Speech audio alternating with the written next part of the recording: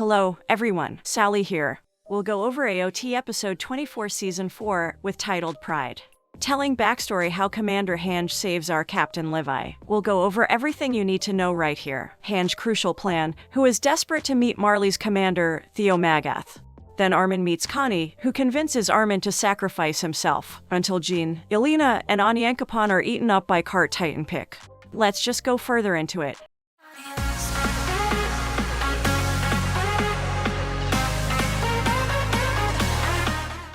In the previous episode, Hange, who appears to be conversing with Commander Theo Magath, is nearly attacked by Cart Titan Pike. Hange claims she arrived without malicious intent, accompanied by the man she was transporting in the cart, Captain Levi. In this episode, a flashback explains how Hange and Levi appear in this state. Hange fled and hid from the Yaegerist's pursuit, taking with her Captain Levi, who was dying as a result of an explosion from a thunder spear. Hange, sadly, had to shoot his comrades who sided with the Yaegerist in order to apprehend her. After dispatching all of the pursuers, Hange attended to Levi, who was still unconscious. Hange said Levi was able to survive this long, including his current serious injuries, thanks to Levi's blessing as an Ackerman. Hange, who is trying to understand the situation and is unsure how things will turn out in the future, lives as a fugitive from the Yaegerist. But then she heard Eren declaration in Desert Coordinate. Hange discovers Eren's betrayal of Zeke and desire to destroy the world. As a result of this, Levi awoke suddenly, enraged, and inquired as to where Zeke was. Hange also comforts Levi, who is frustrated and filled with regret because he has yet to fulfill his promise to Captain Erwin to kill Zeke. In here, Levi's seen has lost his right eye, as well as some of his fingers. They finally agreed to take action after talking to each other instead of running and hiding in the dark. After that, Levi and Hange met with the commanders Magath and Pick. When Levi says his goal is to kill Zeke, he is confirming that their goals are the same.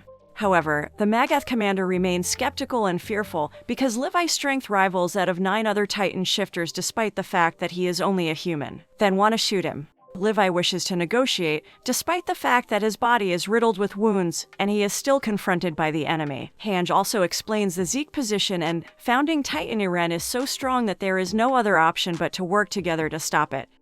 As night falls, our heroes return to their respective locations, with the exception of Armin and Gabai, who continue their pursuit of Connie. Connie and Falco spent the night in the forest. Connie is confused as to how to devise a good plan so that his mother Titan can eat Falco without being discovered.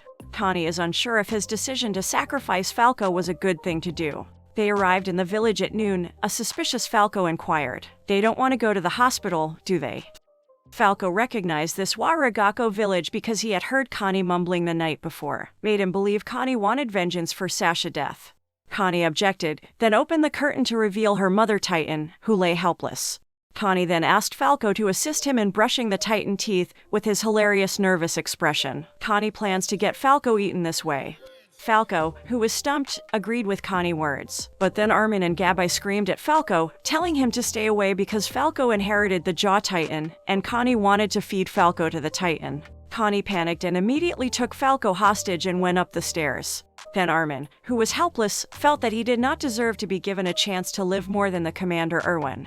Armin then quickly went up to the top. A confused Connie asked what Armin intended to do. Armin jumped into Connie's mother Titan mouth without hesitation. Connie, who was surprised, immediately let go of Falco and jumped to save Armin. After the incident, they all sat downstairs and contemplated. Connie realized that even if he was successful in reuniting with her mother, it would not be something he could be proud of to his mother. Connie was regretful for nearly killing her children and friends. Connie's ultimate goal was to be a soldier her mother could be proud of, by helping those in need. It also motivates Armin to keep moving forward in order to face the current circumstances. Mikasa was then seen approaching Louise, who had been injured during the previous battle with the Titan. Mikasa wants her scarf back after realizing in the previous episode that the scarf she had placed on the cabinet was missing. He knew Louise took it because when Mikasa placed the scarf, Louise asked for it. Lois stated that Eren once assigned her the task of throwing Mikasa's scarf away, so she has the right to keep the scarf rather than throw it away. Louise truly flatters Mikasa. Louise was inspired to join the Corps after being saved by Mikasa during a Titan attack in Season 1. Louise had come to the end of her life as a soldier because the fragments of the lightning spear in her stomach couldn't be removed. SHE has no regrets about devoting himself and his heart to Mikasa's way of life. The ends of the rumbling Eren have finished passing through the city on the other side of the line. The rumbling sound that gradually faded away was a sound that represented freedom to the residents of Paradise Island.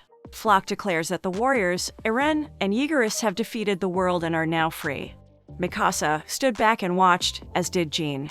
On the other side, the people of Paradise Island are celebrating their liberation. Armin, Connie, Falco, and Gabai were spotted eating there and discussing Annie. Coincidentally, it turned out that Annie was beside them and Connie was surprised by the way Annie ate so ravenously. Armin defended by saying that Annie had finally been able to eat pie after 4 years.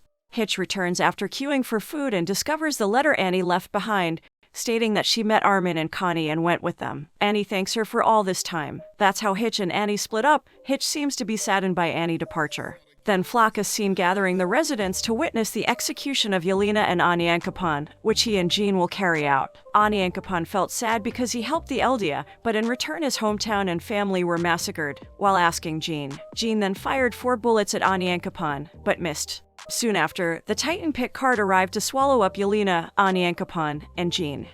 In another part of the fort, it turns out that Mikasa, Armin, Annie, Falco, and Gabai heard the gunshots, which turned out to be a signal for them to flee with supplies of food and weapons. When they emerged, they noticed a shadowy figure staring at them.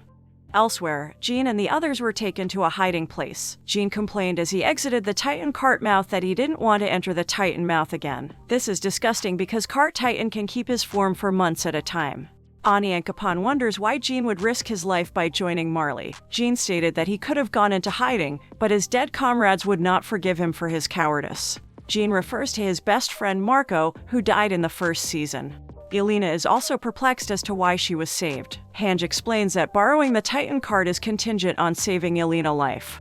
Annie kicked YMIR, who was sleeping, until she woke up. YMIR, who was surprised, was confused. Gabai and Falco eventually calmed YMIR down by telling him that they were all friends. It turns out that Connie, Mikasa, and Armin are also present in front of him. Then Connie told YMIR that they needed to hurry because they were about to save the world.